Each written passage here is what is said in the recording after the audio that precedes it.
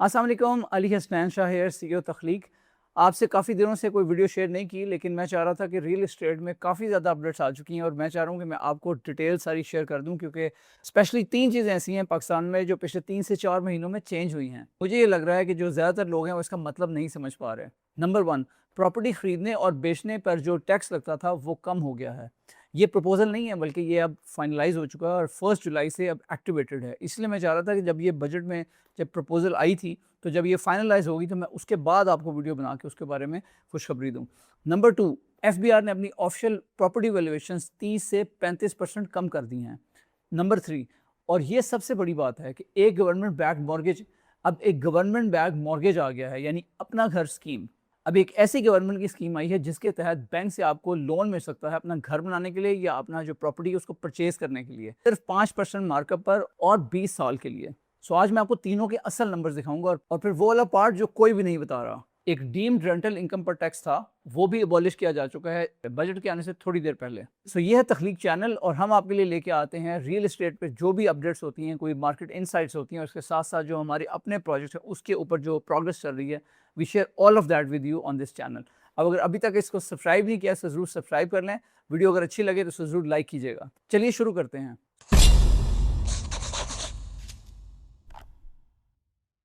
सबसे पहले तख्लीक एक डेवलपमेंट कंपनी है और हमारा फैसल इसमें अपना प्रोजेक्ट भी रिसेंटली चल रहा था, इसका नाम है लेजेंड 46।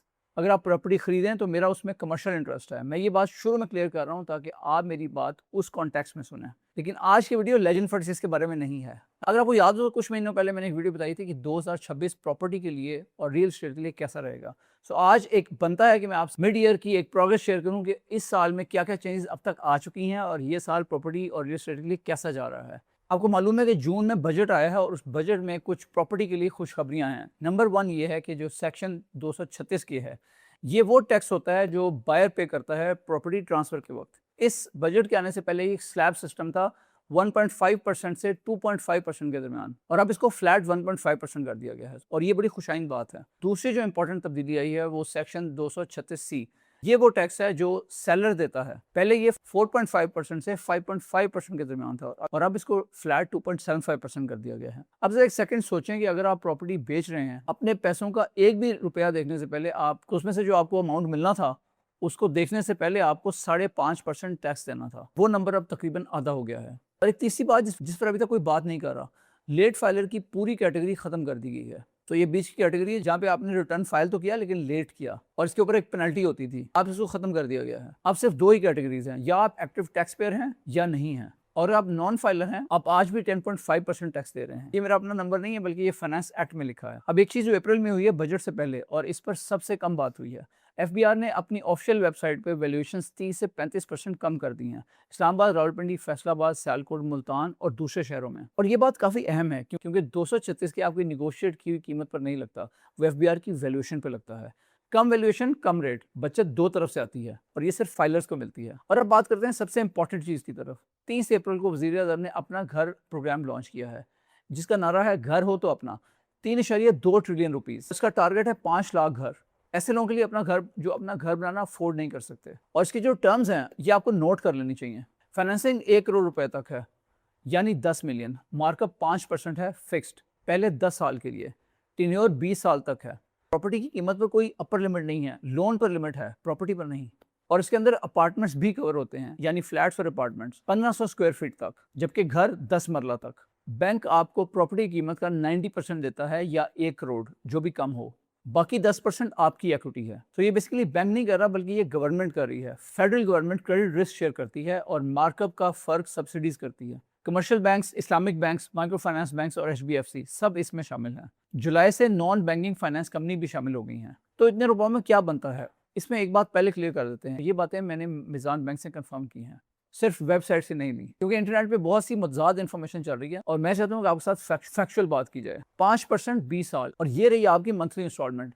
25 लाख तकरीबन 16,500 रुपये महीना, और अगर आप 50 लाख लेते हैं तो तकरीबन 33,000 रुपये, और अगर 75 लाख लेते हैं तो तकरीबन 49,500 रुपये, और अगर पूरा 1 करोड़ लेते हैं तो तकरीबन 66,000 रुपये पर मंथ। अब दो बातें जो इसके साथ जाती हैं, पहली ये 5% जो 10 साल के लिए है, 11वें साल से ऑनवर्ड ये काइबर प्लस 3% हो जाता है, और ये मैंने बैंक से कंफर्म किया है। यानी आपकी जो इंस्टॉलमेंट है अगर आप 2026 में स्टार्ट करते हैं तो 2036 में ये बदल सकती है। ये बहुत ज़रूरी है कि आप उसके लिए पहले से प्लान करके रखें। दूसरी अहम बात यह है कि आपको कितना अमाउंट मिलेगा, ये चीज़ आपकी इनकम पर डिपेंड करती है। हर बैंक अपना डेट बर्डन रेशो इस्तेमाल करता है, कोई 33% करता है, कोई 50% करता है। एक नंबर ऐसा है जो दोनों सूरत में काम करता है। अगर आपकी हाउस होल्ड इनकम 2 लाख रुपए माना है तो आप पूरे 1 करोड़ की फाइनेंसिंग सर्विसेज ले सकते हैं, चाहे बैंक 33% डीबीआर ले यानी डेट बर्डन रेशो या 50%।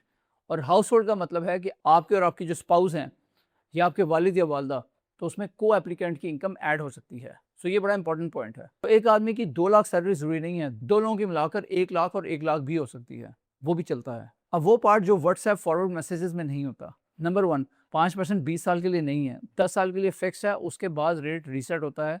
1 साल का काइबर प्लस 3%। 11वें साल आपकी इंस्टॉलमेंट 2036 के इंटरेस्ट रेट्स पर डिपेंड करेगी। किसी को नहीं पता, ना बैंक को, ना गवर्नमेंट को, ना ही मुझे। दूसरी अहम बात यह है कि ये जो स्कीम है लोन की, ये सिर्फ पहली बार घर खरीदने वालों के लिए है। पाकिस्तान में आपके नाम पर पहले से कोई घर या फ्लैट नहीं होना चाहिए। एक हाउस होल्ड 1 यूनिट और दूसरा यूनिट खरीद कर किराए पे देना चाहते हैं तो ये स्कीम आपके लिए नहीं है। ये रेजिडेंशियल यूज के लिए है, इन्वेस्टमेंट या रेंटल प्रॉपर्टी के लिए नहीं। तीसरी इंपॉर्टेंट बात, हर प्रॉपर्टी इसमें क्वालिफाई नहीं करती, और ये इन बातों में सबसे अहम बात है जो मैं आपको बता रहा हूँ। बैंक आपको फाइनेंसिंग तब देता है जब वो उस प्रॉपर्टी पर लीगल मॉर्गेज रजिस्टर कर सके, और इसके लिए क्या चाहिए? नंबर 1, टाइटल किसी गवर्नमेंट अथॉरिटी के पास हो, सीडीए, आरडीए या कोऑपरेटिव हाउसिंग सोसाइटी। अगर ज़मीन किसी प्राइवेट लिमिटेड कंपनी के नाम है तो कई बैंक्स मना कर देते हैं। दूसरी बात, बिल्डिंग का कंप्लीशन सर्टिफिकेट होना चाहिए। तीसरी बात, रजिस्ट्री हो या इंतकाल हो, सिर्फ ट्रांसफ़र लेटर काफ़ी नहीं है। और ये चीज़ें मैंने खुद मिज़ान बैंक और अलाइड बैंक से कंफर्म की हैं। और मैं आपको ये बातें इसलिए बता रहा हूँ क्योंकि अगर आप कोई प्रॉपर्टी का टोकन देकर लोन अप्लाई करते हैं और प्रॉपर्टी क्वालिफाई नहीं करती तो फिर आपका नुकसान हो सकता है, बैंक का नहीं। और चौथी बात यह है कि 1 करोड़ एक अपर सीलिंग है, कोई कमिटमेंट नहीं है। आपको कितना मिलेगा वो आपकी इनकम और बैंक की वैल्यूएशन पर डिपेंड करता है। तो किसी भी प्रॉपर्टी से प्यार करने से पहले बैंक से इंडिकेटिव अप्रूवल लें, फिर शॉपिंग करें, उल्टा नहीं, not the other way around. तो असल हकीकत यानी ग्राउंड रियलिटी क्या है? ट्रांजैक्शन कॉस्ट कम हुई है, फाइलर और नॉन फाइलर का फ़र्क इतना बड़ा हो गया है कि ये फैसला अपने आप हो जाता है। और पहली बार एक आम सैलरीड पाकिस्तानी के लिए अब एक असल मॉर्गेज ऑप्शन मौजूद है। लेकिन ये विंडो सबके लिए नहीं खुली, ये उनके लिए खुली है जो 3 काम करते हैं। नंबर 1, रिटर्न फाइल करें। नंबर 2, बैंक से पहले इंडिकेटिव अप्रूवल लें, उनके पोर्टल पे जाकर डिटेल्स एंटर करें, उससे आपको काफ़ी इन्फॉर्मेशन मिलेगी। तीसरा, प्रॉपर्टी का टाइटल, कंप्लीशन सर्टिफिकेट और रजिस्ट्री चेक करें हर चीज़ से पहले। तो ये पूरा होमवर्क है और ये कुछ ज़्यादा मुश्किल नहीं है। सो ये थी जी आज की वीडियो जिसमें हमने आपसे डिटेल में चीज़ें शेयर की हैं कि साल में क्या प्रोग्रेस रही है रियल एस्टेट प्रॉपर्टी की और क्या मेजर डेवलपमेंट्स हुई हैं। तो मेरे ख्याल में तो प्रॉपर्टी में काफ़ी सिग्निफिकेंट डेवलपमेंट हुई हैं और इसके नतीजे में आइंदा उम्मीद की जा रही है कि प्रॉपर्टी सेक्टर अब ऊपर जा सकता है। अब आखिरी बात ये कि अब इस वीडियो में मैंने जो भी नंबर शेयर किए हैं वो मैंने बैंक से चेक किए हैं और फिर आपको बताए हैं। और अगर हमसे कोई मिस्टेक हुई है तो वो भी हमें कमेंट में ज़रूर मेंशन करें, हम उसको करेक्ट करेंगे।